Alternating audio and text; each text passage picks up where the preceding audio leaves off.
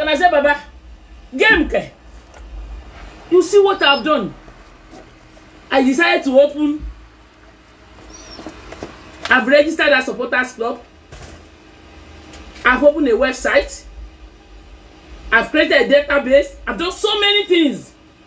We have groups. Of all the group we have,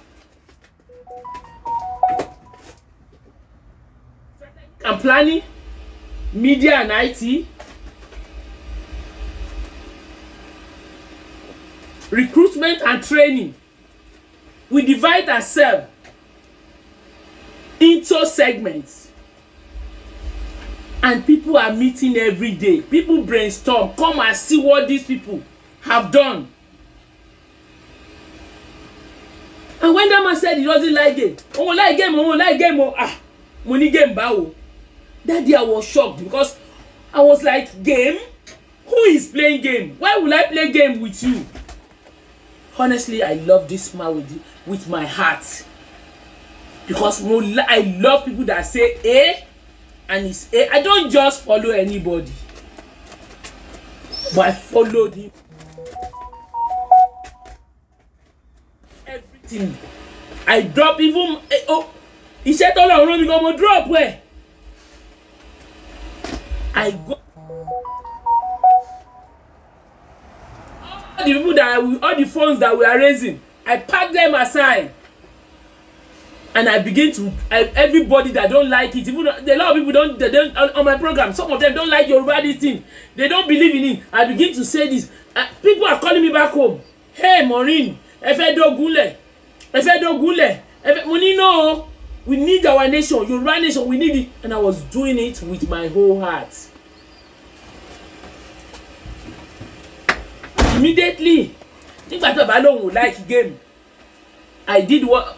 I cleared myself from GoFundMe, and this is, I will be showing you guys.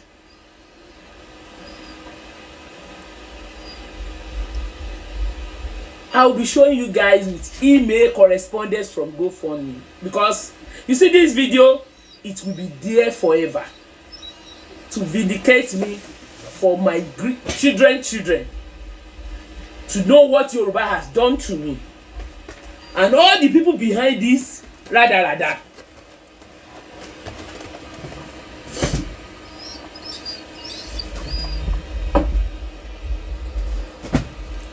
All I did was, I did withdraw. GoFundMe told me they are going to pay on the 27th. Let me check this is it. This is it, oh.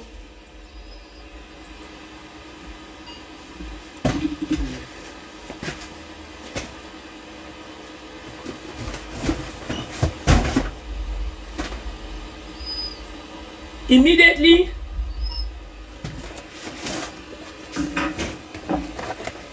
I GoFundMe change the date the first time.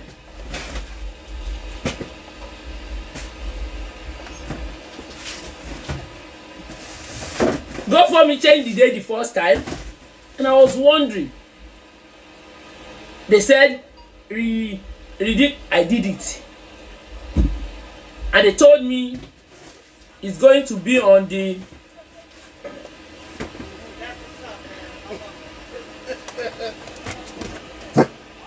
they change it when they now change it on they change the first one, they change it to 27th. And as they are changing it, I'm telling you, I'm telling Chief, oh, be quiet. on the 27th,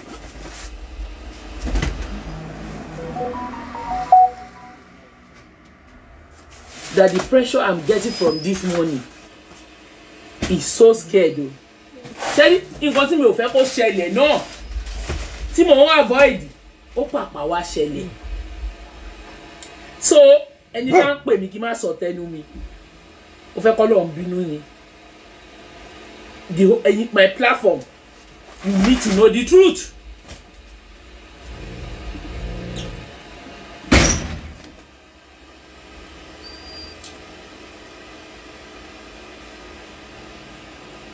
Immediately, GoFundMe send me another one. These are GoFundMe the messages.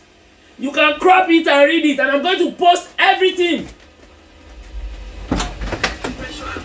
on my wall.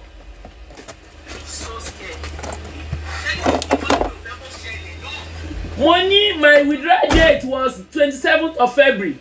I didn't receive any fund. To my greatest surprise, when I logged into that day was changed to March, to 8th of March again. Why all these changes in the date of withdrawal?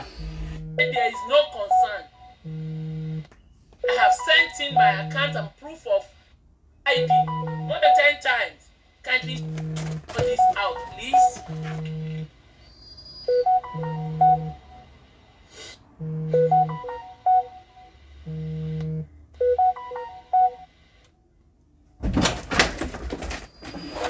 Carry which people up? I carry them along. I carry them along.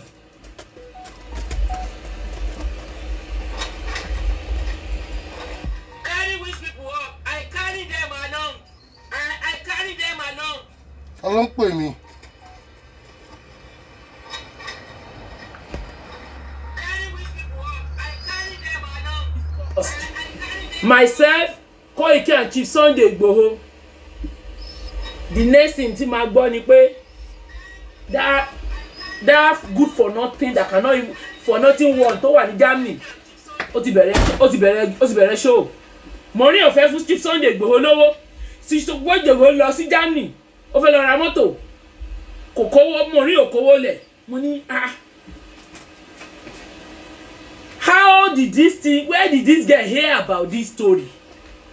I did not say I'm not going to give them. The next thing Chief Sunday Igboho did, and I said, "Moto la fẹ́ fowó. You know what they did? They send one executive for transit that cannot tó nílé ṣe iṣẹ́ yẹn gangan. They sent it to me. When they send it to me, they put 9.5 million per one.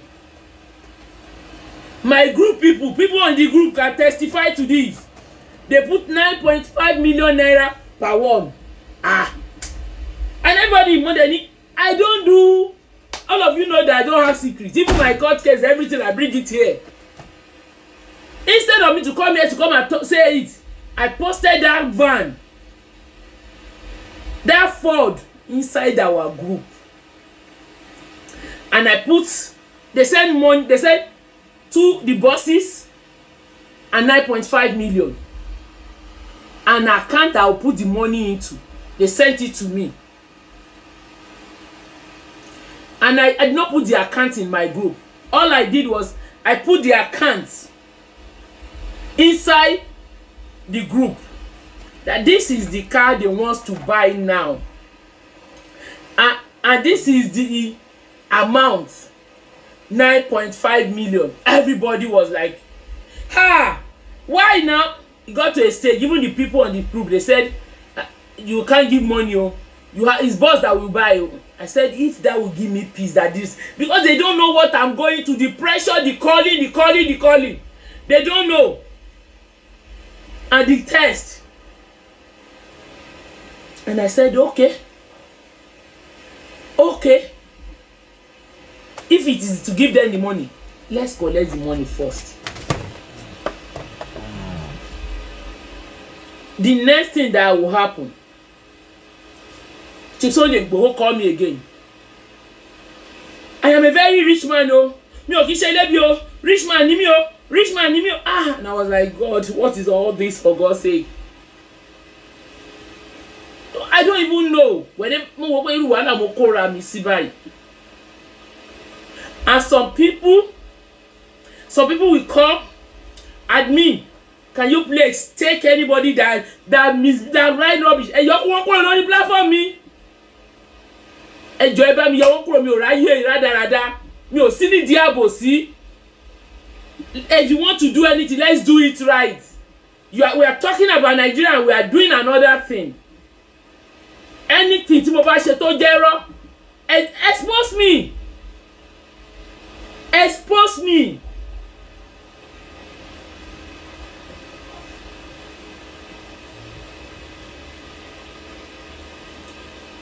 He said, "Oh, what's your push?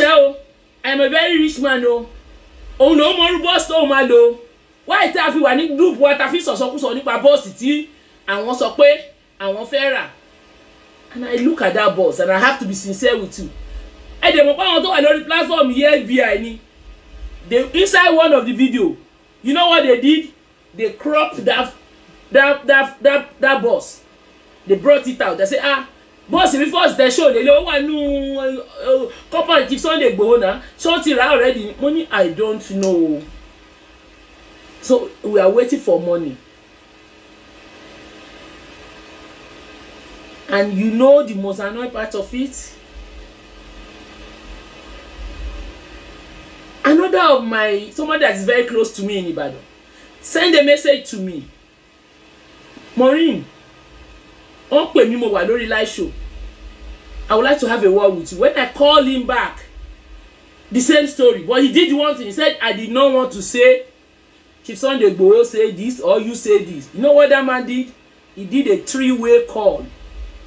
But he told him, he said when he heard this story, he said Maureen cannot eat the money. That Maureen is the one that raised 5 million naira for Chief Oba Oluwo's wife, and she did not take any money from it. That I doubt it if she will raise this money and keep this so much money, like they say, what he withdraw lẹ́yìn, ó ti náwó, and the deluded one in Ireland say àbúrò mi sọ fún mi pé kò fún mi lówó, ó ti gbowó yẹn jẹ o, ẹ kàn wo owó yẹn bẹ́ẹ̀ ni, ó ti náwó yẹn jẹ o. And I continue to explain to them, and I explained to that man and Chief at the same time. I said, GoFundMe said I should bring you, and you should send your email to confirm.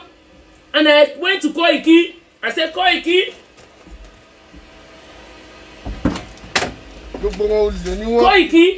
please. Koiki, please. Give me Chief Sunday Igboho email address. GoFundMe needs Chief Sunday Igboho email address. And I gave it to me. And I said, GoFundMe will contact them. But that day, she told us, only GoFundMe no ni release owó. Money ba only GoFundMe she man now release owó. But if there is anything, they will get in touch with me first before getting in touch with you, because I'm the fundraiser. And the next thing, and I said, but I agreed with Koiki that when GoFundMe send you this email, send it back to me. We will write whatever we want to put there. You will help me send it to them. He said, okay. That was where I got stuck. And when I did not see GoFundMe, they said the government did not send anything to them. All of a sudden, one day, AY. No. AY that scam. No, before that, I was on a live show. Koiki was texting me. Chief said he's going to go out to announce to the whole world that they should go and take their money back. Those of you on prayer line can bear me witness. I had to read it out. And I said, oh, better now that you don't collect money. Everybody said I should take it easy so that it, and money, when you deal with difficult people, is a problem. And to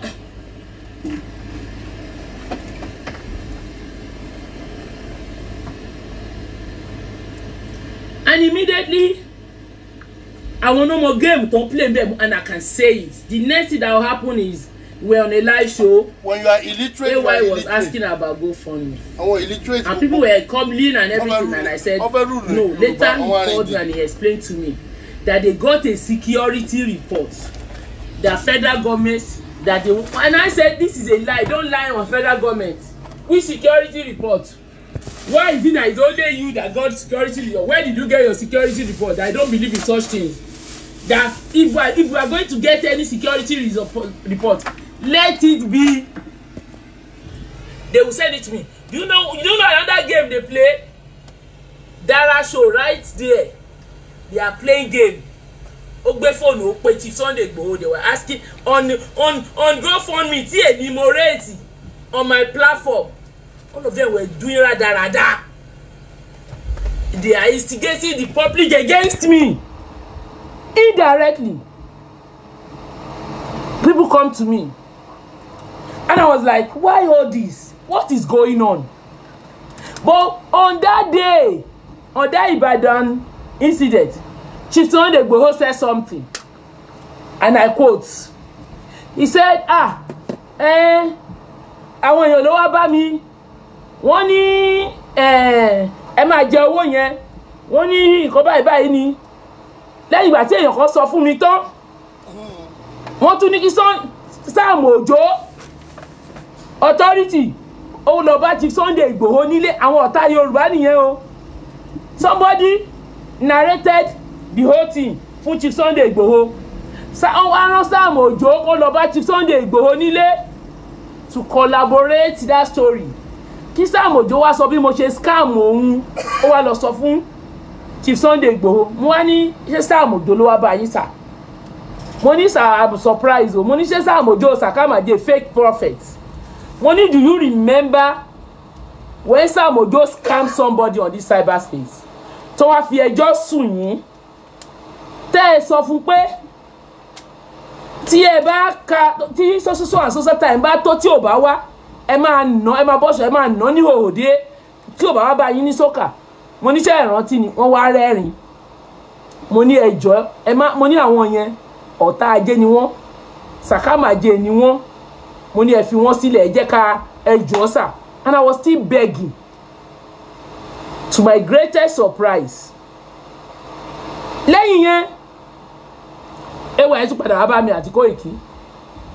They were calling Chief Sunday Igboho. He refused to on court ẹ̀ mo kàn rẹ́rìn. Kí o sọ̀rọ̀. After all this, do you know what happened? On this platform, on this very platform, nígbà tí DSS tó ní wọ́n fẹ́ gbé wọn, everybody came out. I was out as well. And on this platform, everybody was àwọn èèyàn máa wà pẹ̀lú àwọn èèyàn máa jẹun. Even when tí GoFundMe ò tí ìkówó lẹ̀, I begged again. And we raised another 2.5 million. And I sent it to these people. Chief Sunday Igboho did not say, mo send it to him personally. He cannot say thank you, my sister. Even me, he did not acknowledge. Mo tún sọ pé Chief, this is what I have everything. I have everything. Nǹkan tí mo sọ fún yín yìí. Put yourself in my condition. Put yourself in my position. Nígbà tẹ́ ẹ jalè tó ń fẹnu olè kàn ní. You are supporting people. Ẹ̀yin Yorùbá ẹ burú.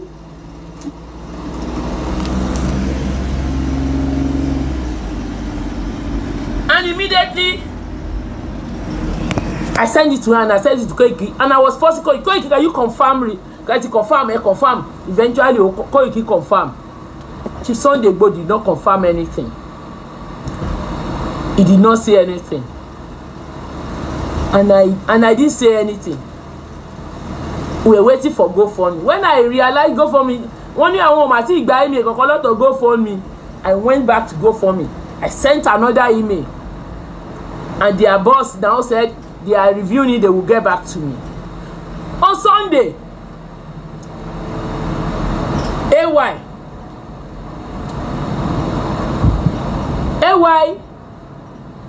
and Koiki called me again.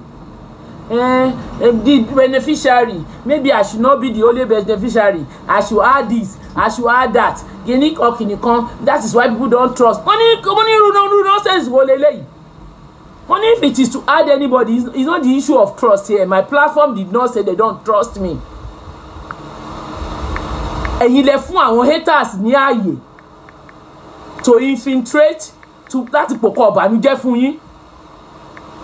And right there and then, and before she show for me, Maureen ti we know she's a thief now. Ó jí owó Òjó, ó jí owó ọkọ ẹ̀. Ọlọ́run ló máa bá gbogbo yín jẹ́. Do I look like somebody that will steal anybody's money? Do I look? I'm not a lazy woman. Do I look like somebody that will steal any man's money? Even if I'm going out with a man, I provide for myself. Obìnrin tó tó ni mí. I don't beg. Even to look after my children, I don't care. So, mi ò jọ obìnrin, láti ìgbà tí mo ti wà, I'm not a lazy woman. Very hard working. Go and check my. And you don't know me on social media. All of you carry all sort of nonsense rumor.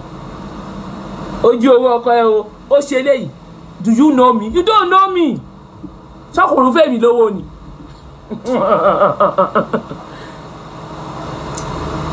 And I did not say anything, and I was laughing because whenever they say all this nonsense, I always smile. Hey, oji owó o ṣe eléyìí o, oji owó Òjó. I did not say anything. And on that day, I told them, I said, at this stage, I am going to tell GoFundMe to return everybody's money if they cannot pay the beneficiary, because there's no point holding on, and all of you are on my neck and insulting me. This is not supposed to be the way it's supposed. Me ò ever suffer anywhere. Put me fed down with Chief Sunday Igboho, and for correction purpose, Chief Sunday Igboho has nothing to interfere with what we do on our platform. It is run me share. We're supposed to buy him a van, buses. So putting pressure on me and begin to come last about me is totally uncalled for. And you said it with your mouth openly to the whole world that you don't need diaspora's money. How come? And what? Gbogbo owó tí wọ́n káàkiri tó ń donate káàkiri ṣé mi nìkan mo donate owó ni? Why tẹ́ fẹ́ fi pa mí? Kí ni mo ṣe fún yín? And you see the worst part of it again. The worst part of it that they did. Wọ́n fẹ́ blackmail ara wọn. Ọlọ́run ò dẹ̀ ní fún gbogbo yín ṣe. Chief Sunday Igboho came out. He said 40 million. Ṣé Yorùbá pẹ̀lẹ́ lóbí? Pẹ̀lẹ́ lákọ. Ọmọ Yorùbá ni mí. Gbogbo game tẹ́ play pátápátá ló yé mi. Ṣé gbogbo ẹ̀yin tẹ́ bẹ̀ mí kí má sọ̀rọ̀ yẹn? Ẹni tó bá fẹ́ tẹ̀lé mi kó bá tẹ̀lé mi. I stand for truth. And if it is to die for truth, I don't give a damn. Whoever that to wà ńbẹ̀ mi ò rán anybody. And me, I was on live show. I didn't know that Chief Sunday Igboho have done a video. Heaven knows I did not know. That money is a problem. One bara wọn lórúkọ jẹ́ left, right, and center. And that idiot, tí ó gbé nǹkan ṣe tó fọdún méjìlá ṣe wàhálà dànù yẹn. Ó kàn wà lórí cyberspace kò rí nǹkan ṣe. Bí ó bá sọ̀rọ̀ èmi ọmọ ológo kò ní rí nǹkan kan sọ. He will continue to say, àbúrò mi sọ fún mi, ó confirm fún mi pé kò fóun lówó. Ó rí pé ó ṣẹ̀ sí ipò. Ó ìbàdí owó tó dá padà iṣẹ́ mo ṣe lọ́wọ́ gba 30 million ṣó máa sọ̀rọ̀ ni. Because like mi ni. Fẹ́ mi rárá nínú ẹ̀ ni. When you got 6.5 million, you announced to the whole world. But when you got before you 2 million, and you see Koiki who had the audacity to come to this platform to be, that's why I run a bit tap water. He was not accused of misappropriation of funds. I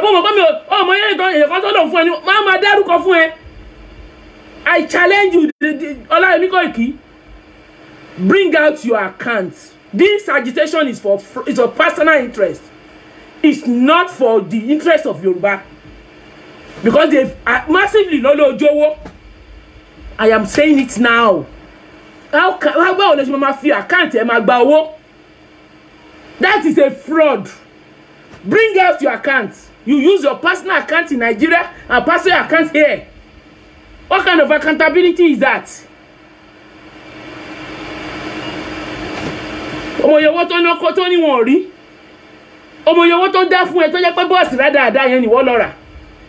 Wọ́n wá síbi ó wá sọ pé how much is 2.5 million. Ó wá ṣe rádaràda, post. I challenge you. for and you go give account. Why collecting money? I give account. Let's give account. What you don't do about it?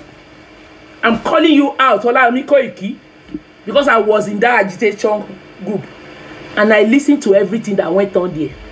They challenge you.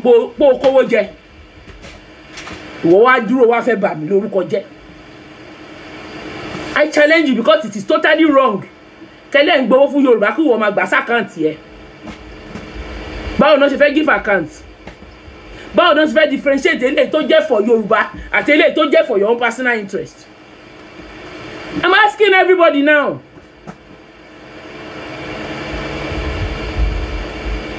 Báwo náà ṣe fẹ́ ọmọ owó tó ti àwọn gbogbo so many things mo ti gbogbo story.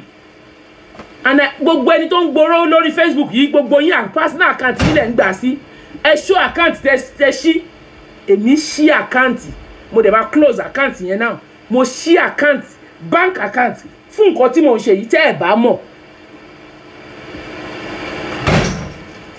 èmi ò kì í ṣe ẹ̀yin ẹ wá jókòó ẹ fẹ́ bà mí lórúkọ jẹ́ mo ṣí account bí tó jẹ́rí paper yẹn this is Chief Sunday Igboho account tí mo ṣí fún relele. Mo register. I'm going to close down everything. Mo register. I will show you certificate of incorporation ní ìlú yìí. Mo dey share account right away. So that all the transactions tí mo ṣe pátápátá inú ẹ̀ ló wọ̀. Mo dey ṣí paper lórúkọ ẹ̀. Mo dey attach account yìí mọ́. Because mo mọ̀ pé it will come to this because Yorùbá ẹni tẹ́ máa bà láyé jẹ́ lẹ́ ẹ fẹ́ bà mí láyé ẹ lè bà mí láyé jẹ́. What does it cost you láti jọ́ tó lóò tí ń ṣe agitation? Tó jẹ́ ó lè lẹ́ fi ń jà láti jọ́ tẹ́lẹ̀ ṣe education kí ló dé tẹ́ ẹ̀ ní common purse it's because of fraud.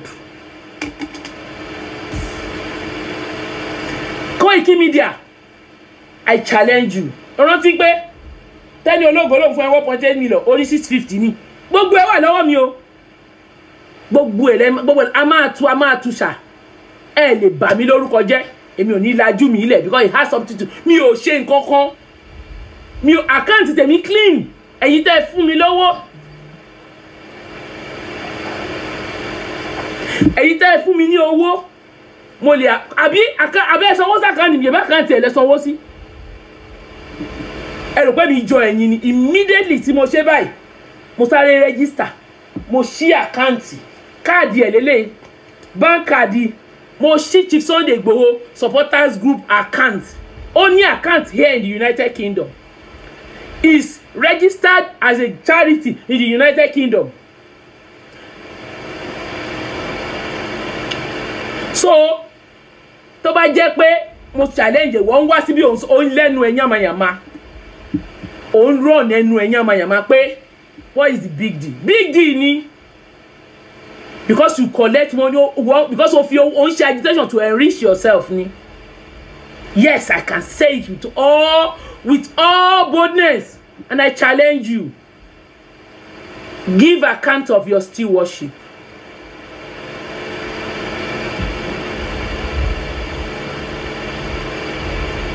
And you have the ẹwà jókòó ẹwà parapọ̀ and all of you agitators mo dúpẹ́ lọ́wọ́ ẹ̀yin tí ẹ dé dúró tẹ́ bá mi debunk ẹ ti rí pé mi ò jí owó yín sìn because tí mo bá jẹ́ pé mo ti gbowó tẹ́lẹ̀ the money will not be it will not go for me ò ní rówó dá padà fún yín o they will write me ṣe bá ti sanwó fún ẹ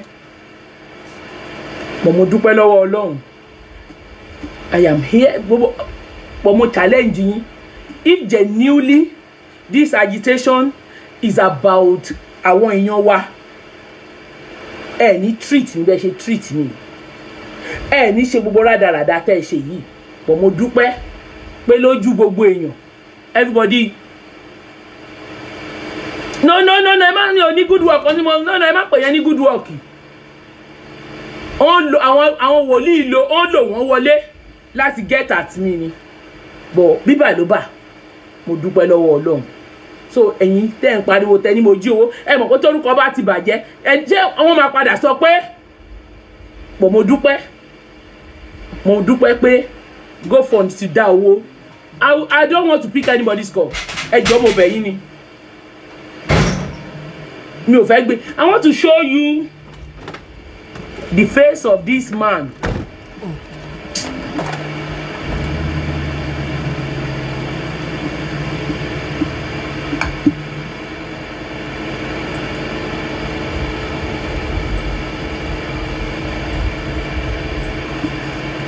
Answers any problem. They did.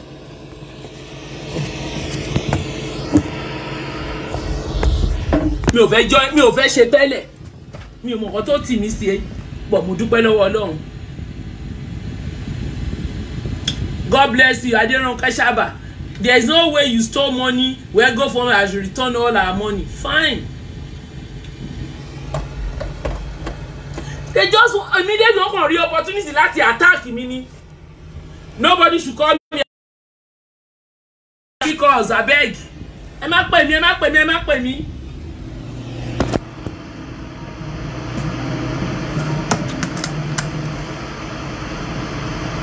Ẹ jẹ́ kí remain ẹ ṣé o.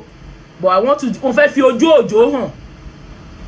I will not answer anybody's call, I beg.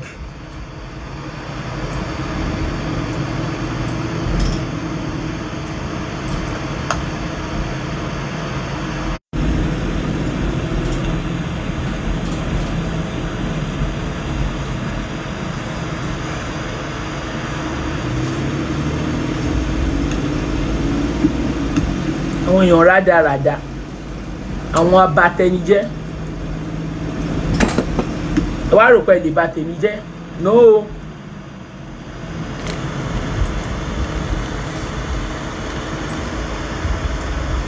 Àwọn olórí burúkú Olúborí wọ́n bẹ̀rẹ̀ sí jó, wọ́n ṣe fídíò.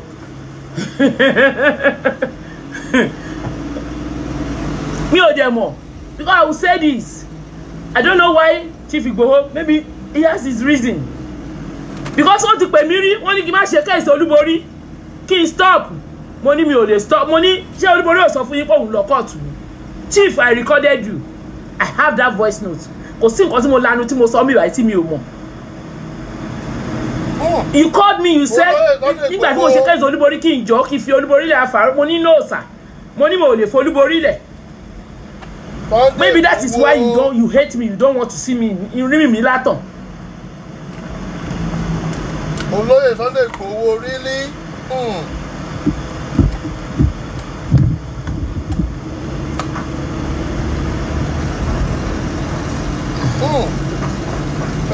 Ọwọ́ lẹ́nu mọ́ bínú àbórí àwọn tó ọwọ́ ló ń bínú, bá bínú ẹ bínú, látọ̀rọ̀ ẹ̀ stick.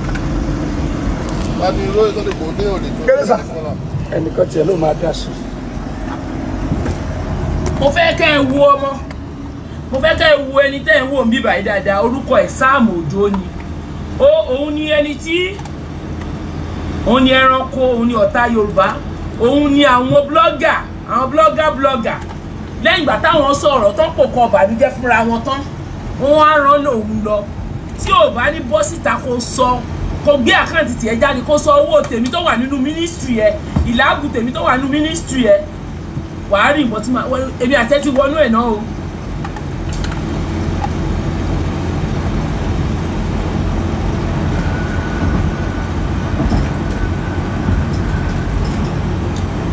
Ṣé rí arákùnrin tẹ́ rí níbí?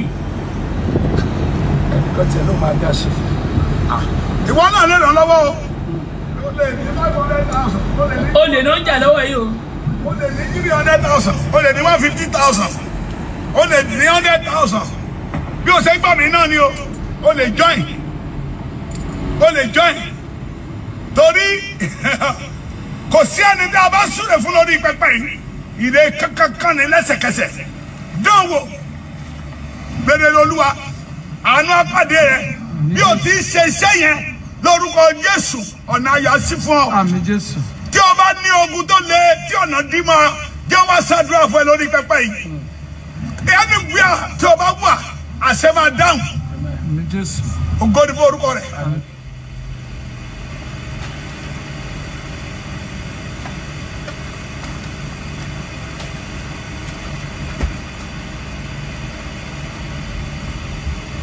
Hallelujah.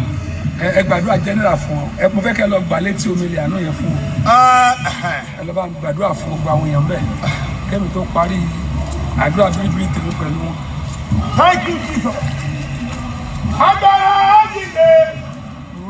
ṣe yanu láyé mi lónìí lónìí. Wá ṣe yanu láyé mi agbára jẹ́nìí. Wá ṣe yanu láyé mi lónìí lónìí. Wá ṣe yanu láyé mi agbára jẹ́nìí. Wá ṣe yanu láyé mi lónìí lónìí. Ẹ wo mi tí wèrè yìí ló wo káńtà tó ń gbà ojú àwọn èèyàn. Bí o bá rí mi dáadáa, ọkùnrin yẹn gbẹ́lẹ́ tí ọ̀dọ̀ Bẹ́sáídà orísun kìíní lélẹ́yìí. Bàbá mi, orísun kìíní lélẹ́yìí. Torí pé àánú ká kú ò lọ́wọ́ ẹni tó lò tẹ́lẹ̀. Ó ní gẹ́gẹ́ bí àgbàrá. Àánú a máa sí ojú ènìyàn síre. Bí àánú ọba sí láyé ènìyàn, a máa di ojú ènìyàn. Orísun kejì rèé. Orísun kẹta nìyẹn. Ẹ wo àwọn èrè méjì yìí ṣe ó lè ní wọ́n. Orísun kejì lélẹ́yìí. Bí o ti ń wò yìí, bó bá ju ènìyàn sínú ẹ̀, òòlò lórí ẹ̀ ń ta. Kì í gbà ó. Orísun kẹta nìyẹn. Hallelujah o. Èmi bá gbàdúrà. Gbogbo tí yà kọsílẹ̀ orí ìburú. Tí a ti lè kọ́ nípa ìran rẹ̀. Torí pé ọ̀rẹ́ ni tó bá díẹ̀ sínú ibú. Ọkùnrin yẹn wà for 38 years. Akọ́ wípé ó wà for 38 years. Wọ́n àti bí olùgbàlà. Ṣùgbọ́n nígbà tí olùgbàlà pàdé ẹ̀, òun retí áńgẹ́lì pé yóò rú omi. Ṣùgbọ́n olùgbàlà wípé èmi ti dé. Má dúró de áńgẹ́lì mọ́. Dúró de èmi. Bí o ti sọ wípé a fẹ́ mú ọ lára dá, ó wù mí láti mú ọ lára dá. Torí omi ìjẹ́ omi ìmúláradá. Bí bàbá mi ti fọwọ́ kan omi yẹn, tóbi kan orí ẹ̀, bí omi bá wà lọ́dọ̀ rẹ̀, mo kàn náà ti níbi kíbi tó bá wà, fọwọ́ kan omi ọ̀dọ̀ rẹ̀, ti kan orí rẹ̀, lórúkọ Jésù, àìlè ìkọsílẹ̀ lórí ayé rẹ̀, mo parẹ́. Àmín Jésù. Mo parẹ́. Àmín Jésù. Gbogbo bí àkọsílẹ̀ nípa rẹ̀, gbogbo bí àkọsílẹ̀ nípa ìran rẹ̀, tí ayé rẹ̀ fi ń lákòrò, lórúkọ Jésù, àkọsílẹ̀ yẹn ó jáde àṣà. Àmín Jésù. Inú jíjọ́ dànù. Gbogbo àkọsílẹ̀ ibi níbi tí a ti kọ̀ ẹ́ sílẹ̀, tí ẹnikẹ́ni ò kọjá, tó bẹ̀ tí a kórìíra rẹ̀. Bàbá mi ò, Olúwa wípé òun ó sọ wọn di ògbó ayérayé. Ẹ̀yin tí ẹ ṣí àbúrò ní òní. Ní ibi tí ẹ ti ẹgbẹ́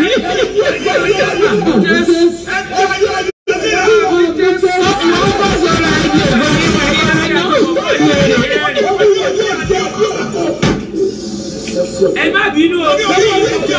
Káńtà ọmọ olè.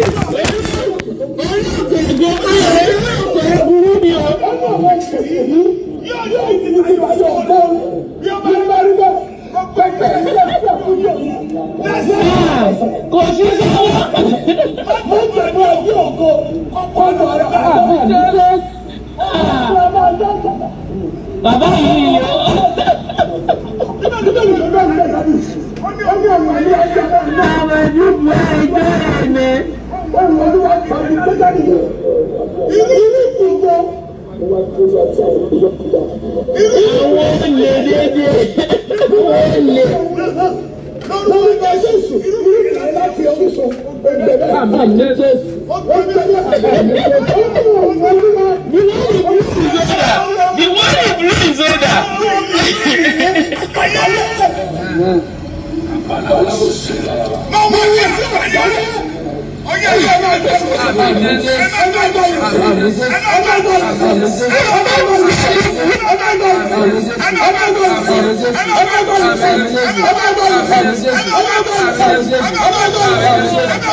But Sam Ojo used to be your boyfriend. I will answer you that one.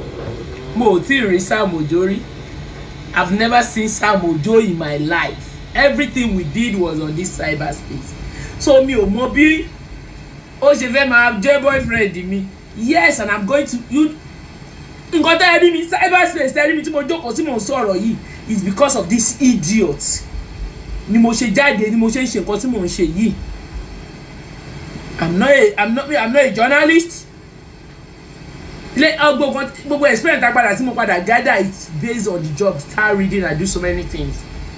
Business lè ní ṣe. But boy olè ló ń jà. And because I stood my ground and I said I want to expose him. That is why you see me coming out. Torí mi tí mo wá di báyìí tí mo ṣe Sam Ojo ló dá gbogbo ìdajì tó kàn tó wà lórí cyberspace sílẹ̀. All of you know his story. He's a fake Sakamaje. Olè ó ti lajú afọ́jú méjì. Fake ni.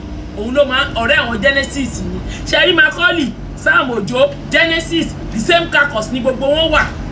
Iṣẹ́ burúkú tó ń ṣe nìyẹn àṣírí wọn bí tó ó tú sí mi lọ́wọ́ big time. I was once his coordinator ní Europe. Kò ní dáa fún ẹ tó bá ní bọ́ síta. Kó o sọ owó ẹ tí mo jí. You use me unknowingly to raise billions. Owó tí bàbá yìí gbà ní ọwọ́ àwọn èèyàn. Ṣé àkáǹtì mi náà san sí ni ṣe bá àkáǹtì ẹ náà san sí ọmọ olè fún? Ṣé èyí tẹ́ ẹ sanwó ẹ̀ mo fi tẹ́ sanwó sí mi? Owó tí ó in fact I will be cancer and I will now tell you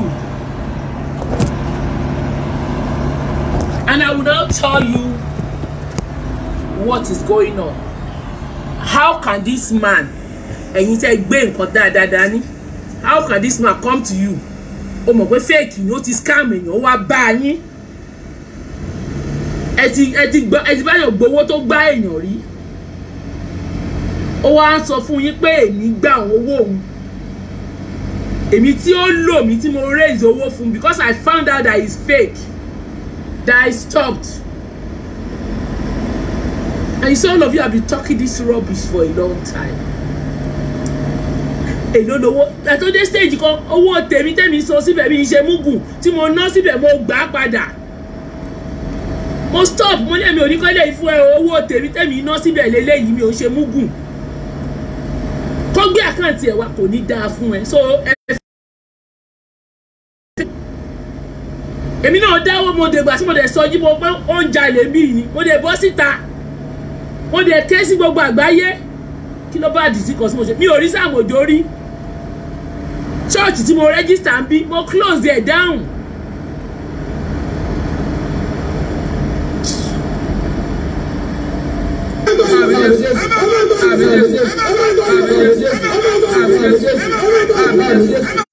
ó bẹ̀rẹ̀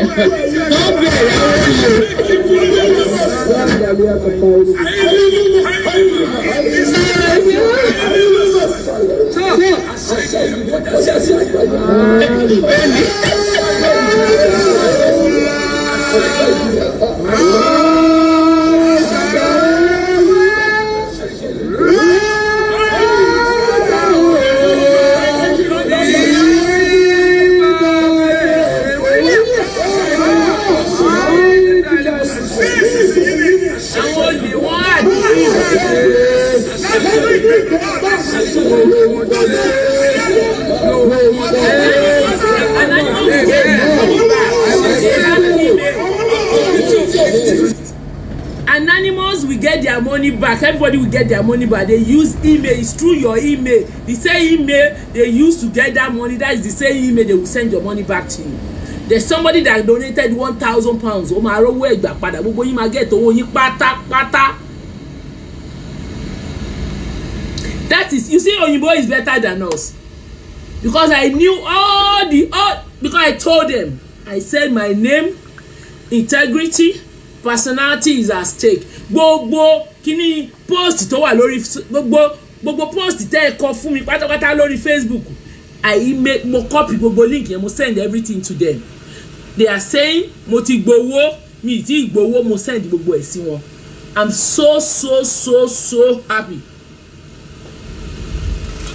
I'm so happy that ọwọ́ mi rè funfun nẹ́nẹ́ àwọn tí integrity wọn tí ò lè mo challenge wa gbé lọ fún ìyá òfò ẹjọ́ race mo challenge bí wọ́n ti gba padà sí ó yẹ pé wọ́n sì dàgẹ́ ní kó dáwó fún yín ẹjẹ́ àwòye tẹ fẹ́ dáwọ́ ẹ má ṣe ní kọ̀rọ̀ o ẹ ṣe ní gbangba ẹ̀yin oníyẹ̀yẹ́ èèyàn lásán lásán.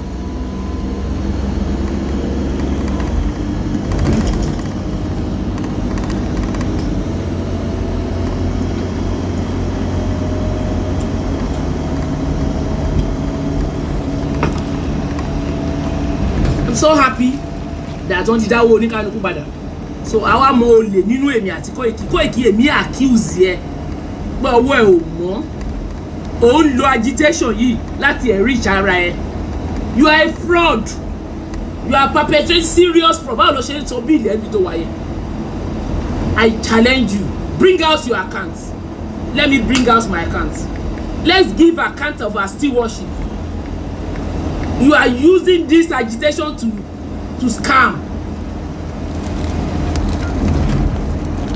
You only give a proper account.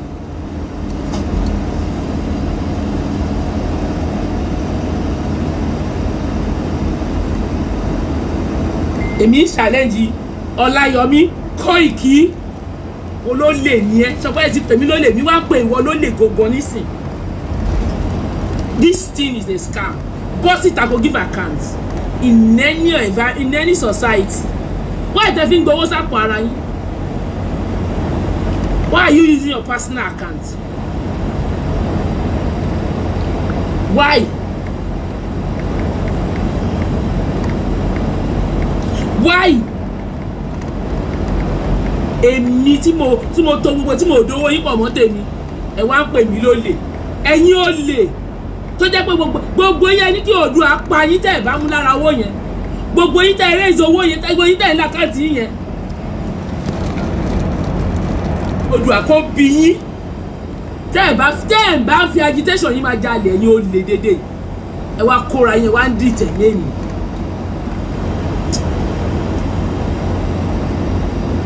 mo láìpẹ́ tó máa rí ìṣòro wọn pé ń kọ̀ wọ́n àgbo láìpẹ́. mo wá wo gbogbo mo ní ẹ̀yin pípù yìí níbo ni ẹ̀rí pé Nàìjíríà ti finish. I continue to say it o ṣe ẹni pé nǹkan tí mo sọ pa àwọn òtítọ́ ni tẹ́bá bí tí mo wà ìjà lórí owó lágbájá pé owó jẹ tàmídọ́ pé owó jẹ mo débè mo ní ẹ wá ṣé owó nìṣòro yìí ni why money. So this thing is why are we not sure pé ẹ fi ń ẹ̀rí ìṣara yín ni and I'm challenging Ọláyọmí Koiki. That's what you are doing. That guy needs to be investigated. And even public money. Any lot to give account now. There should be accountability and transparency. Clear for what share. Oh, Ishani. You can see the pressure they put on me. Tell bad pressure they put on me. But they are Simbi, kilo day. Ṣé mi wá sí platform yín gbogbo ẹ̀yin òpònú bloggers. Ṣé mo wá sí platform láti wá kọ́ yín bẹ́ ṣe ń ṣe lọ́dọ̀ yín ni? Why?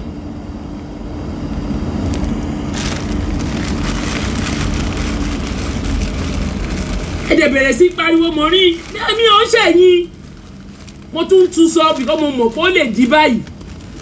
Because mo ti ṣerú ẹ̀ rí nígbà tòjó tẹ́ ẹ parọ́ mọ́ mi òun ló jẹ́ kí eléyìí tí mo ní ọkọ̀ òun jẹ́ ti bàbá kó jọ́ tọmọ kó má làálàá. Mo open paper for Chief Sunday Igboho.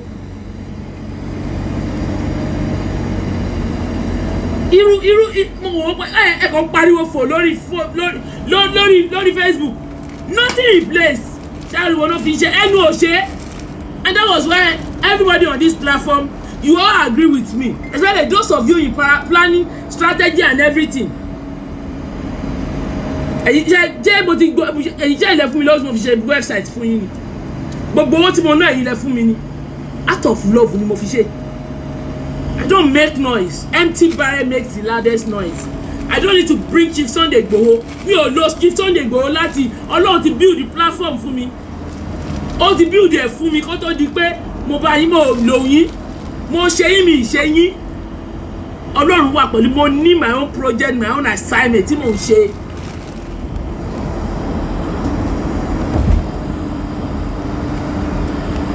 Money the contraction. The way you are going about this, Koiki is just doing it to enrich himself. Oba àwọn Mayegun ní díẹ̀ ni. o bá àwọn David Amity nídìí ẹ̀ ni who are you láti máa fọwọ́ lálẹ̀ fún yàn kó máa sọ pé 2.5 million mo bó ṣe bẹ̀rẹ̀ lórí Facebook ni so wọ́n á sọ fún èmi pé 2.5 million what is the big deal ni baba big deal èlò ló race as Koiki Media èlò ni wọ́n race mi ò mo wà níbi tẹ́ wà mẹ́ mo tó ní kálukú race náà instead wọ́n náà raise owó wọn sanwó sí àkáǹtì ò pé I'm saying gbogbo ẹni mo fi sọ kò gbé jáde èyí ló ń sọ ebi àyè fún ẹbí sọ ló ń sọ wọn ní kò àkáǹtì ṣe yọ́bọ́yọ́bọ́ kí ló fowó ṣe ó máa ra mọ́tò òkú mọ́tò lọ rà mọ́tò tó rà nítòkúbọ̀ wọ́n làwọn ra táyà wọ́n ra jáàkì wọ́n ra anything tòkúbọ̀ dẹ̀ lẹ́ra.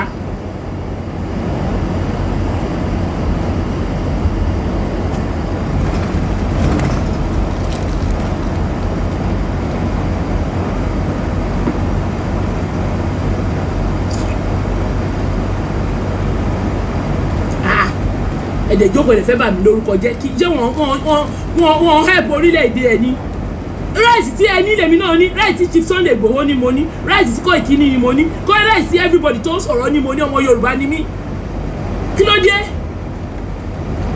ẹ̀dẹ̀ bẹ̀rẹ̀ sí fàyè sùn mi ó lè ní o ẹ̀fẹ́ ṣe kiri kò dé wò pé kí ló dé kò bọ́ ọ̀tá Chief Sunday Igboho bọ́ ọ̀tá for once kó sọ pé ẹ má pọ̀ ọmọdé yìí lólè àwọn gọ́gọ́nà stage manage mo sọ gbẹnu mi.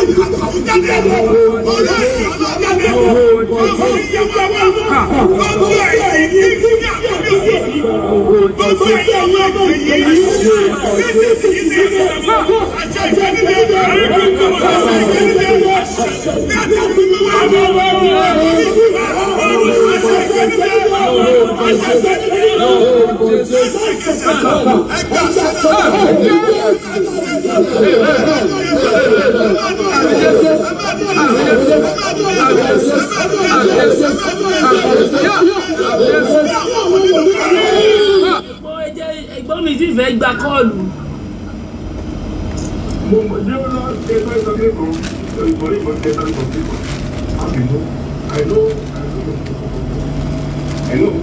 Ẹ̀gbọ́n mo gbọ́ yẹn kalẹ̀. Mo gbọ́ yẹn kalẹ̀. I know the protocol very well, and but I will crave your indulgence. Let me speak. Now, I'm speaking in English. I won't tell you to hear what I'm saying. Then I cannot speak in English, but I trust that everybody to know what to say. Now, you see, it's so unfortunate. It's so unfortunate because I spoke I told the story going myself, and it will be caught as name. Now, it's so unfortunate that in the first instance, there's something we call effective action in the law. Something we call effective action. Now, if a member of the platform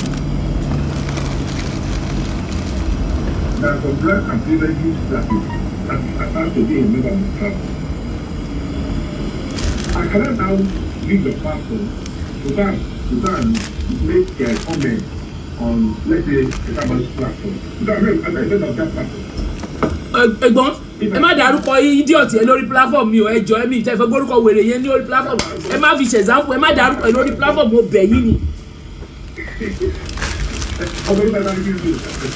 ẹ kàn sọ one blogger to the another ẹ má lo wèrè Dublin yẹn ẹ má dárúkọ ẹ lórí platform mi jọ. Okay. I thought it was okay. Now, what I'm saying is this. So, you have to be very careful. You have to be very careful. You know what I'm saying? You have to be very careful. Now, whether you are listening to somebody or you want to help somebody, legally you need to tell yourself that is something I want to. And I want to answer me. I know. Mo ń gbọ́ yín sà. Maureen. If you are raising money for somebody for your platform, have you safeguarded yourself legally? Of course, yes. I want to see that person. Yes. Báwo irú pàṣẹ olè ń béèrè lọ́wọ́ mi ṣé mi ò mọ̀ pé mo ní charity ni. Hey, you can go so you forgot about your time. If okay, let me give you a good example.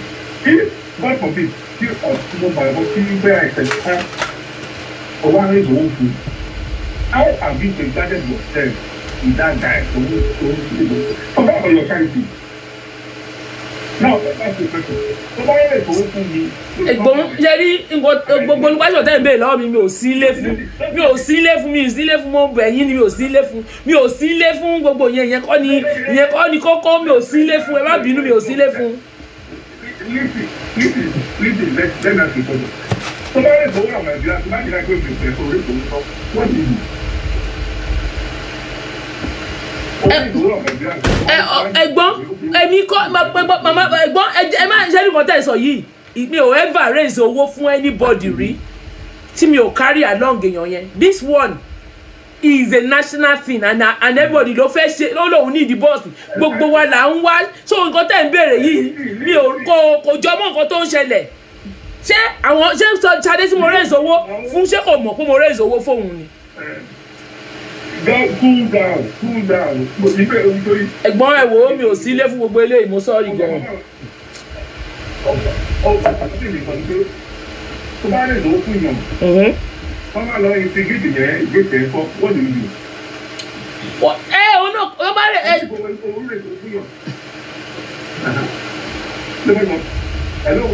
Ẹ̀gbọ́n ṣe ní nǹkan tẹ̀ sọ òòtẹ̀ mi ò sí ilé fún ẹni tó bá fẹ́ kò sẹ́ni tí mo raise owó fún tó bá dé já wọn náà instigate good luck to them. Who bad person be right? Good luck to them. Because the most often you should have to safeguard yourself. You have to safeguard yourself legally. I know what I'm saying. Jerry never máa sọ yẹn fún mi kì í ṣe sílẹ̀ ṣe máa sọ fún mi kì í ṣe ìsí. My body, I won't say it on the air what you are going to do and your steps you are going to take. I won't say it on the air. So enemy safeguard ara mi irú safeguard wo ṣe Ṣóyínká tí gbogbo yín ṣebí platform mi ò raise owó fún yan ẹ̀gbọ́n ẹgẹ ti kọ́kọ́ right o mi ò raise owó fún anybody rí lórí platform yìí tí n ṣe all of us collectively la agree to raise money this one this one ṣé èmi mo ní mo fẹ́ raise owó ni. I'm asking everybody ṣé èmi ni mo ní mo fẹ́ raise owó ni ṣé bí àwọn èèyàn ló ní pé ẹ jẹ́ help wọn. Àbí. Òdìbí eléyìí tí mo ṣe yìí ọ̀rẹ́ mi ò dìbí eléyìí I love what happened because ọlọ́tẹ̀ ni wọ́n nǹkan tó ń ràn pé wọ́n fẹ́ bá ara wọn lórúkọ jẹ́ ni èmi kọ́ ọlọ́tẹ̀ ni wọ́n. Ẹ̀gbọ́n gbogbo nǹkan tẹ́ ń sọ yìí mo sorry ẹ̀gbọ́n mo máa cut nọ́mbà yìí because nǹkan tẹ́ ń sọ kò ṣe kan sí mo fẹ́ gbọ́ bíi pé èèyàn kan di mi ò guide ara mi ò ṣe anything ọmọ Yorùbá ni mi ṣe mo ní láti lọ pé tí Sunday Igboho bí mo fẹ́ help ẹ ni.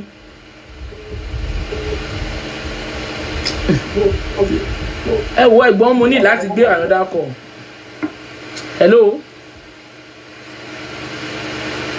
Hello. Gbogbo ṣé mi mo jàdédé ni mo fẹ́ raise owó ni ṣe bẹ́ẹ̀ yìí lẹ ní ká raise owó. Everybody on this platform ask for that.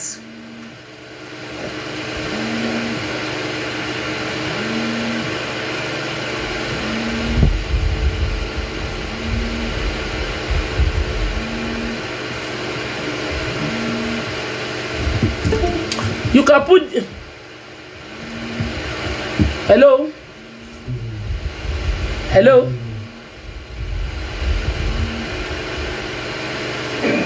Hello. Hello, good evening. Good evening, sir. Yes, my question.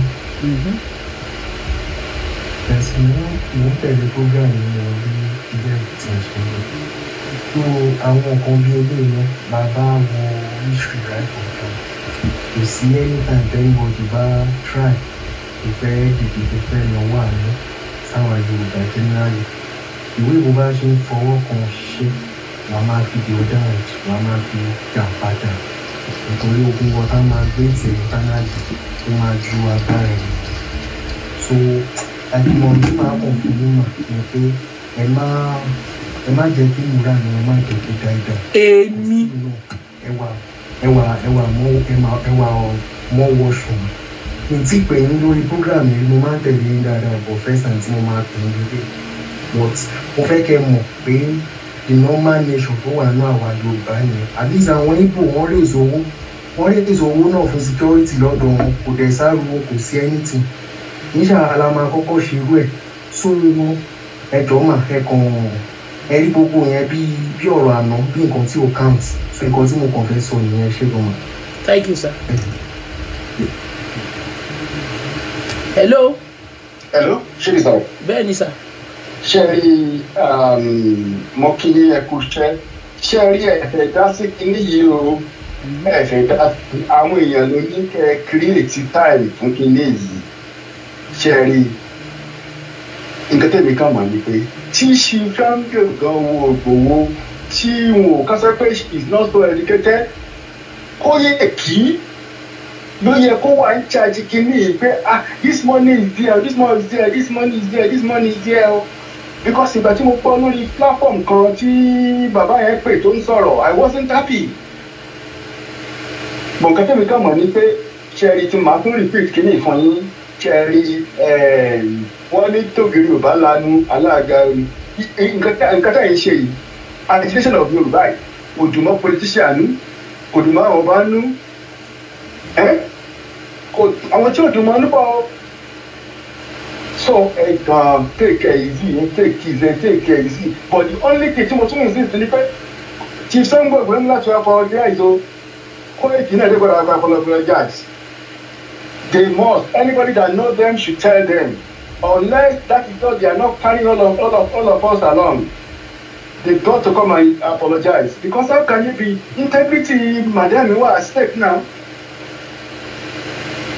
I mean, it's not done like that. Okay, is that not a shame? We contributed money for advancement of the Yoruba agitation, and the money, and the leader was even asking for the money to be returned back to everybody. That is a big shame. Nǹkan tó nǹkan mọ̀ ní pé ó bá ní kò bá jẹ́ o àdúrà lọ́rọ̀ ọdún Yorùbá nation ní ìgbìmọ̀ everybody must be doing because the politician will not be happy. Ọba tó fẹ́ fún ní oil well ọba tó ń pe Fúlàní kó mọ̀ bọ̀ fọ́lẹ̀ rárá. The money is not meant for Chief Sunday Igboho. Let's get this thing right. No. We all agree here pé boss la fẹ́ fi mọ́tò rà. Money for agitation. Yes, mo understand sir because mo kà kọ́ táwọn èèyàn sọ ni. And the money is for boss. So let's pay for money for boss. The pressure shouldn't be not so much. It's what ọ̀dàgbélé ayé fẹ́ yọ lẹ́mìí mi. Because the last time I called mo ní ṣèyàn àti Kóìkì ẹ̀ ń jà tẹ́tẹ́ ní ìdíwé tó ṣe respond lórí kíní lórí online. Wọ́n fẹ́ kí n sọ pé wọ́n gba 2.5 million lọ́wọ́ mi wọ́n fẹ́ sọ̀rọ̀ wọ́n fẹ́ kí n sọ̀rọ̀ ní ìgbà tí 30 million ti dé ẹ̀ ń bà mí lórúkọ jẹ́ ẹlẹ́gbẹ̀ẹ́ kọ̀ọ̀kan lọ́wọ́ mọ̀rin ẹ̀ dẹ̀ gba 2.5 million lọ́wọ́ mi. So ẹ lọ gbọ́ fídíò yẹn mi fẹ́ play fídíò mo ní wọ́n kọ̀ tẹ̀ fún mi báyìí mo gbọ́ báyìí mo dẹ̀ di owó mórí. Wọ́n ní 40 million Chief Sunday Igboho fún ara fẹ́ni wọn sọ ní 40 million ṣé 46,000 pounds ṣé 40 million ní sàìbí London dẹ̀ wà. Ṣé ìgbésẹ̀ nǹkan mọ̀ ní pé kí Chief Sunday Igboho ká sọ pé because of education ṣé Kóìkì òye kó handle kiri ni. ṣùgbọ́n Kóìkì dá ní kó handle ọ̀kan ló wá síbí ló sọ fún yín kí ni big deal pé ẹ sọ dá 2.5 million kí ni big deal. Nǹkan tí mo sọ náà nìyẹn nǹkan tí mo sọ pé ó yẹ kí Kóìkì lè handle pé kó ka terms and conditions kó fún mi. Ó dẹ̀ rí the money is there ó lè check online anytime so money is not in your book now for the money now to be returned now a kàn tójú síra wa ní o ọ̀gá tó ọmọ yìí ṣe tí wọ́n dákẹ́ àtàwọn tó ní kọ́ àtàwọn tó lọ bá Chief Sunday Igboho náà pé mọ̀ rí ìyẹn olè ní eléyìí idiot yìí ló lọ bá idiot òjò yìí fatakama jẹ mí gbogbo ọkọ̀ oṣù nìkan àwọn blogger kan táwọn gan bá sọ̀rọ̀ mi ìfẹ́ sọ̀rọ̀ ni o gan mi ìfẹ́ dárúkọ lórí burúkú lórí platform mi àwọn blogger táwọn gan bá sọ̀rọ̀ àwọn náà sọ̀rọ̀ fún wọn pò ká àbàdíjọ́ fún wọn ó ṣẹ̀ wá gbé eléyìí òpònú yìí òpònú tó pọ̀ rẹ̀ lójó yìí ó ṣẹ̀ wá lọ bá Chief Sunday Igboho ńlé ó ṣe wá ń confirm fún kò ní dá fún ẹ Sam Ojo. In terms of transparency, you are the only one collecting money that is transparent. In terms of, it's not a matter of ẹgbẹ̀bílẹ̀ yìí ìsìnkí fún yín lákàntì. Ẹ jẹ́ ká sílẹ̀ báyìí. Ẹ̀gbọ́n náà gbogbo ṣe rí gbogbo ní any decision tí wọ́n bá take tí wọ́n bá ń bíyàn is not always the best one o. Ẹ farabalẹ̀, Ọlọ́run gbàkóso. This ìyá yìí ti tó. Àwọn Hausa yìí náà àdúrà àwọn náà wò ní dúró lórí awọ. So nǹkan tẹ́lẹ̀ kan mọ̀ ni pé ẹ take it easy. But they have to come and apologize. Me, they need apology. I'm fine. Sherry, go for me. Oti exonerate me, and I'm so happy. It's enough for you. It's not for. It's for us. For we on this platform. We got our legs come up. What's going call division in Yoruba? Okay, my pass you.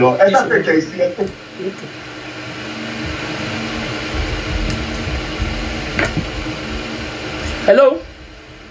Hello, Sister Morning. Good evening, sir. Good evening, Madam. I did the Ilano, and we apologize to you really yesterday. Mo gba apology yín. Ṣebí mo gbà tẹ́ pé bí ṣe mi jẹ́ yín ni mo jẹ́ yín náà. Mo jẹ́ pé showing the last time we bẹ̀yìn pé kí a máa gbọ́ ọkọ̀ everybody. Bàbá mi, Bàbá Gbẹ̀du mo gbọ́ nǹkan tẹ́ ẹ sọ, bọ̀ èmi jẹ́ rí orúkọ rere.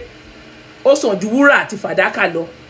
Mo ní láti ṣàlàyé kí gbogbo àgbáyé gbọ́ mi ò ní mo fẹ́ ṣe owó yìí is not meant for Chief Sunday Igboho, it's for bosses. Kí ló dé tó ní sùúrù fún mi tó ń gbọ́ nǹkan táwọn olórí burúkú yìí sọ. But sister, my sister, ẹ mọ̀ pé a sọ̀rọ̀ yìí lọ́nà pé àwọn olóṣèlú yìí bí wọ́n fẹ́ kọ́ àṣeyọkọ́ fún aláṣẹ bẹ̀rẹ̀ ní ṣe. Mo sọ náà lórí dáadáa tí wọ́n á tó lè program yìí. Mo mention it pé àwọn tó fẹ́ ẹ̀ka wojú àwọn tó sọ ṣé bá mọ̀ nǹkan tí wọ́n ti sọ tí wọ́n ti gbọ́ lórí kéèsì. I was speaking to somebody today. I was just crying. And said because I say I won't say you're not clearly but Monkeni. accusation. Olórí burúkú ẹ̀dá ló máa. Listen to your show. Sori èèyàn méjì kan wà. Number one, agent ni ní Esabod láàrin yín. Onídàárà talk show. Ó di ijọ́ tí ẹ bá ti ń listen to these two people. Esabod rèé kò lè fún wàrà, ó fẹ́ bá wàrà jẹ́ ni. Ẹ má pè ní Esabod, ẹ pè ní ìyá onírọ́ púpọ̀. Ìyá lórí irọ́. Ìyá lórí irọ́ púpọ̀. Stop láti máa listen to madam lórí irọ́ púpọ̀. On this platform tó ń lo agent ẹ̀ láàrin yín which is Dara talk show. Because mi ò mọ bí èèyàn ti máa gbé Yorùbá agitation lọ́wọ́ tó tún máa listen to ọ̀rọ̀ fracas tí ò kàn. All of you never realize what you are holding. You are just like àwọn wòlíì àtijọ́ whereby people look at them like a god. Làwọn Yorùbá people ń wòye dà àwọn èèyàn òun yìí ló fẹ́ bá wa gba Odùduwà wọ́n ń dáwó fún yín wọ́n ń ṣe gbogbo ẹ̀. But when you guys are not accountable, you find out that tí misappropriation bá ti ń wà láàrin yín ẹ máa find out pé ẹ lose the bond tó ń lọ yìí because the trend is still good for now. But tí ẹ bá ti ń wọ́n kẹlọ mẹ́sàbọ̀ ẹni tó jẹ́ pé kò sí ìdọ́dún lè rẹ́ẹ̀sì fún yín mọ̀rí máa yín rẹ́ẹ̀sì àgbúrò owó bẹ́ẹ̀ ẹ dúpẹ́ lọ́wọ́ ẹ̀. Ẹ lọ gbé fẹ́sàbọ̀ kó máa yín rèsì owó ẹ̀ kẹ́ máa rí nǹkan tó máa tẹ̀yìn ẹ̀ jáde. Ẹ rí nǹkan tó máa tẹ̀yìn ẹ̀ jáde. She can't raise a penny because lórí cyber space yìí kò sí túùtù kan tó wà lẹ́nu ẹ̀. Kò ní credibility. Kò ní credibility.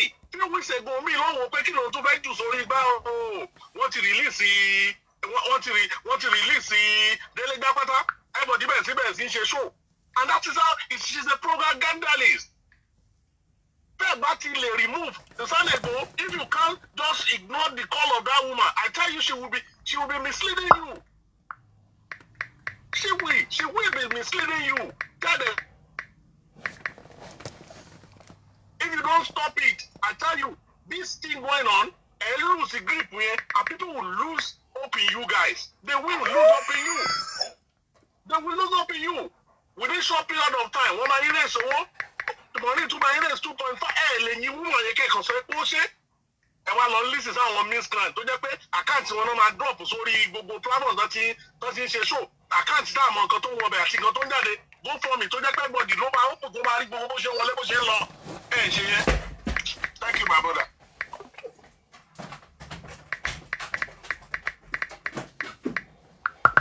lórí irọ́ ìyá lórí irọ́.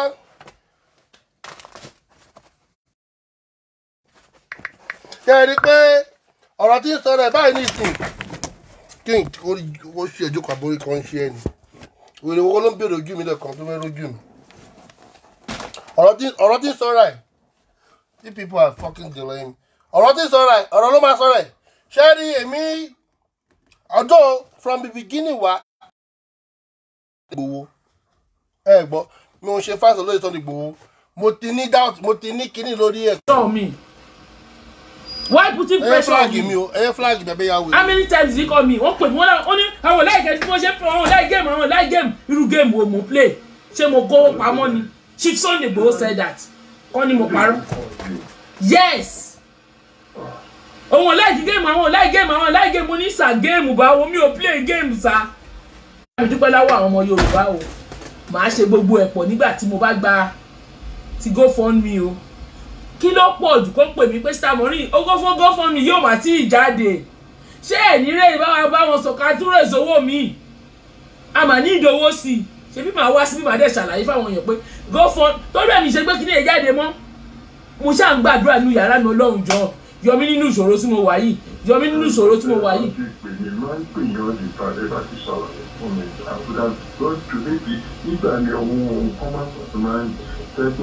ẹ̀rùn èèyàn lọ sọ pé kó apologize fáwọn viewers tèmi ó ní láyé ṣé kó ń bọ́ síta mo challenge ẹ̀ kó give account of his still worship.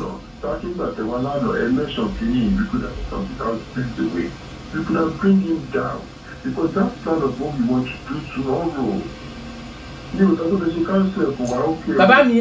Bàbá mi ṣe rí.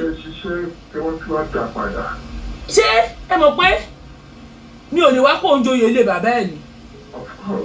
Àní ilé sọ mí bàdà ó máa sàn joyè lọ. Ṣé kò bẹ́ẹ̀ tà ni? Ṣé nígbà mi ò wọ́rí ipa wàhálà mo kọjá àyè mi lọ ni mo yọjú ràn ni tí bá dúró níbi tọ́lọ̀ fi mí sí pé onígbà gbogbo wọ̀ sí tí mo gbà yìí bọ̀ mo gbà bẹ́ẹ̀ because ká ní àwọn ará orí platform yìí àwọn náà tì mí sí kí everybody lọ wo fídíò yẹn mi ò fẹ́ ṣe é bọ̀ mo gbà fọlọ́run ó yọ Ọlọ́run mú mi lọ síbẹ̀ láti lọ rí àwọn kọ̀ọ̀kan níbi kọ́ká ní mi ò rí ìyẹn ni mi ò ní mọ̀ pé ayé pé méjì mo rí pé ayé pé méjì ò pé mẹ́wàá mo ṣe rí gbogbo at least bọ̀ bàbá mi ẹ fọwọ́ sọ̀yà Ọlọ́run dẹ̀ jẹ́ kí gbogbo wọn wọ́n dẹ̀ rí pé ẹ̀ parọ́ because mo send the evidence sínú group ni because mo gbọ́ ọ̀pọ̀ tó ní kálukú sọ nínú group mo gbọ́ voice note yìí ẹ mọ̀ pé mi ò sọ̀rọ̀ nínú group yẹn rí òun ló jẹ́ kí n mú gbogbo information yìí mo send ẹ̀ sínú group yẹn ẹ máa rò tí mo bá jẹ́ sister wọn tí bá jẹ́ ìyàwó wọn ṣé o máa treat mi báyìí ṣé o mọ̀ nǹkan tí mò ń là kọjá nínú ilé ni tá bá ti ń ṣe nǹkan láyé abíyá máa fi rora wa wò we are all human beings ìfẹ́ ni mo fi ṣe mo fi lọ sí website mo kí ni mo create mo ṣí àkáǹtì oní mo sọ yìí mi ò dówó wọn pọ̀ mọ́ tèmi.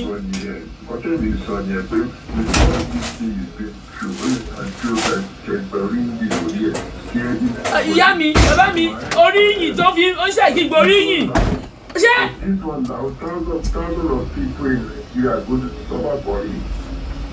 lẹ́gbẹ̀ẹ́ ó bẹ́tà kó mọ òtítọ́ èmi ò ń ṣàbòsí ó bẹ́tà kó mọ òtítọ́ ẹni wọ́n fẹ́ blame mi kó blame mi. No, blaming you, I'm not blaming you, but sure, yeah, not only God knows. I'm second for something I get into us. Ẹ mọ̀ pé gbà táwọn ń ṣe tó ń hot ni tó ń ṣe gbogbo ẹ̀ fún mi wọ́n put gbogbo eléyìí into consideration. If the interest is not of money kí ló cost wọn láti fún mi ní a little time kí iṣu ṣẹ́ látọwọ́ oníṣu wá ṣá ẹ̀yin ò mọ nǹkan tí mò ń là kọjá náà ẹ̀yin ò mọ nǹkan tí mò ń la sọ kò sẹ́ni tó mọ nǹkan tí mò ń la sọ gáà bí ìgbà tẹ́mi ṣẹ̀ṣẹ̀ ju kò sí ta níṣẹ́ yìí mọ̀ ni ẹ̀yin tó wà ẹ̀yin ọ̀dà agitator ẹ̀yin ọ̀dà presenter ẹ̀ mọ nǹkan tí mò ń la kọjá èmi nìkan mo mi ò wá sọ fẹ́ anybody all the pressure all the gbogbo ìtọ́ fún mi nobody knows. mo ti already jerry ní the last day tí Koiki àti Ewa wá bá mi mo sọ fún wọn pé I'm going to email right away pé kán dá owó oníkálukú padà àbí kán sanwó. And more than it was after that and èmi ni fundraiser now only last honor nǹkan tí mo sọ ṣebí tí mo bá ti gbowó jẹ bó ṣe ni mo gbowó jẹ èèyàn bọ́ sórí live show mo máa ní àbúrò mi sọ fún mi pé ó ti gbowó yẹn kókòkò kọ̀kọ́ fún olè ni ó ti gbowó yẹn kòkòwò fábúrò mi GoFundMe ti sanwó fún ṣé franca là ń ṣe ni àbí Yorùbá ẹ jẹ́ ká bọ́ra wa sòótọ́ ọ̀rọ̀ náà àìlè bẹ̀rẹ̀ sọ̀rọ̀ ní bẹ̀rẹ̀ orí burúkú. Bẹ́ẹ̀ni. Kí ló cost wọn láti fún mi ní little time. Bẹ́ẹ̀ni. To sort out myself. Àwọn olè gbogbo wọn scammer ni gbogbo wọn. Kí ló dé tá tí mo dẹ̀ kárìn ní àlọ́ mò ń send email mò ń gbé gbogbo ẹ̀ mò ń ṣe gbogbo ẹ̀ kí lẹ tún fẹ́ kí n ṣe I'm going through a lot. Anyway, good news. Don't get it. I wait for people. I got my money. I got my money. Ẹni tí mo dúpẹ́.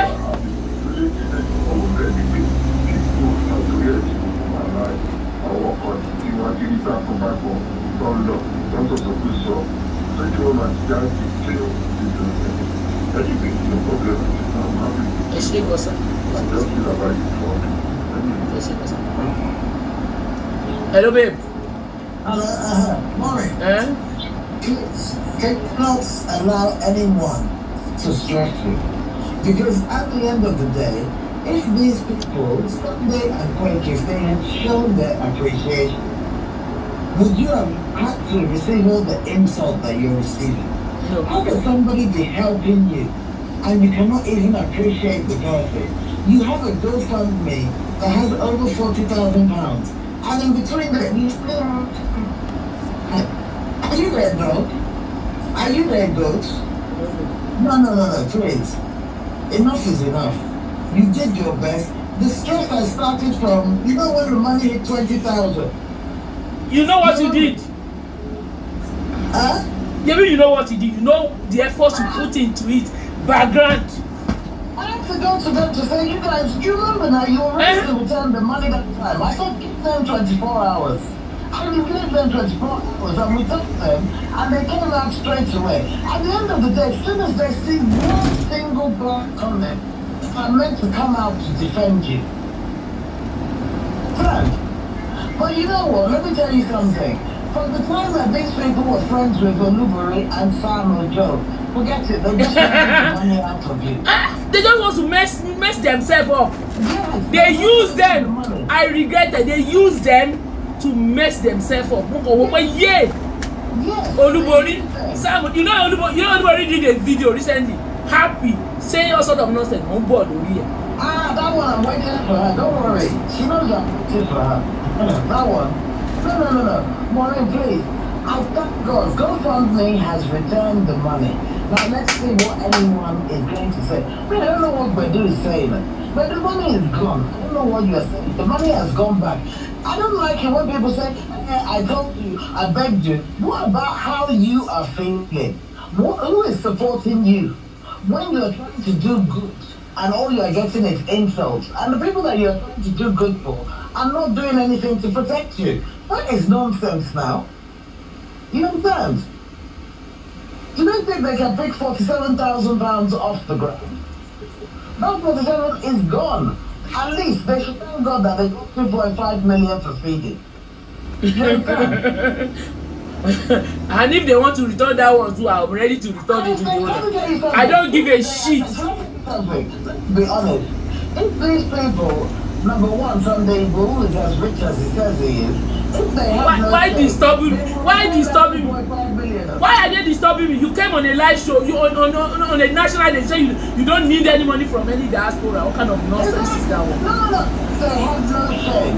Let them return the 2.5 million if it means nothing to them. You understand? And that one come here and said, what is the big deal? That's an insult. And this Sunday boy did not come out to address it. He did not come out to address it. He did not say anything. And he listened, and he knew when all these people were doing show and everything. Ongbo Seti, Ongbo, he instigated it.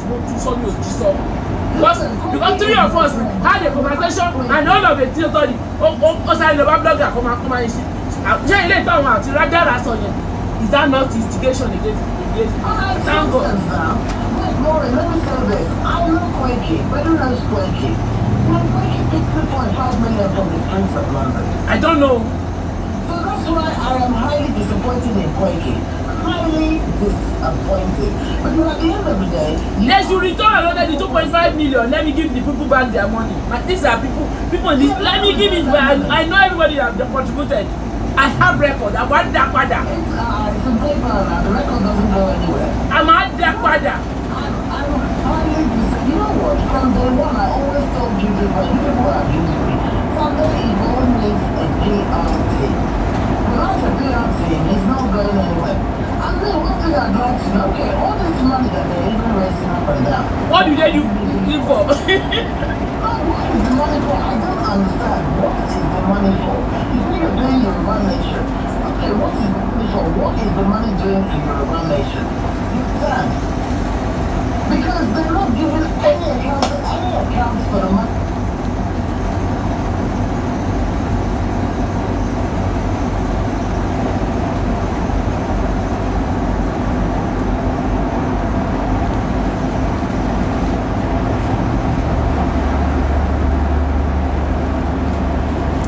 Network mi ti fẹ́ bẹ̀rẹ̀ ṣekúṣe o. A máa ṣe gbogbo tó kù ní ilé.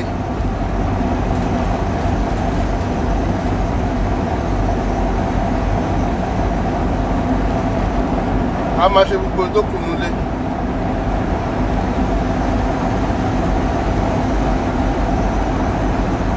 Wọ́n ti gẹ́ẹ̀tì.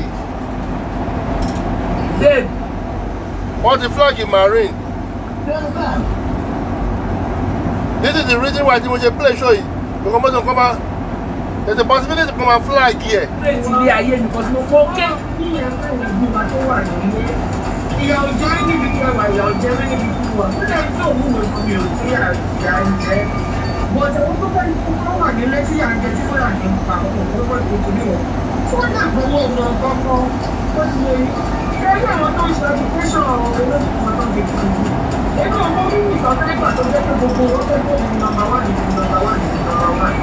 How can you know wà lórí live show? Dara talk show wà lórí live show. Ó pè Sunday go wọ́n instigate public against it. Wọ́n bọ́ sórí page ilé kó ìdí wọ́n máa bú mi.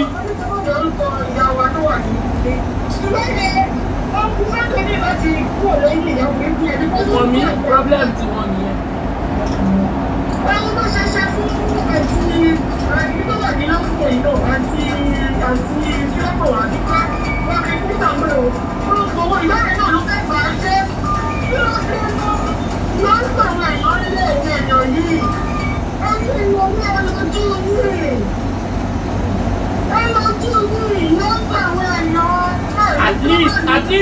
At least mi ò jí owó yín ìyẹn ti tọ́ àti mi ó dàbọ̀. Hello. Mo ní láti pa fóònù yìí ẹjẹ́ gbogbo ẹjẹ́ gbé sí yín mo ní láti pa fóònù. Hello sir.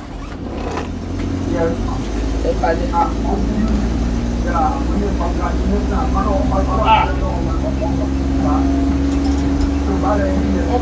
Wọ́n fẹ́ bà tara wọn jẹ́.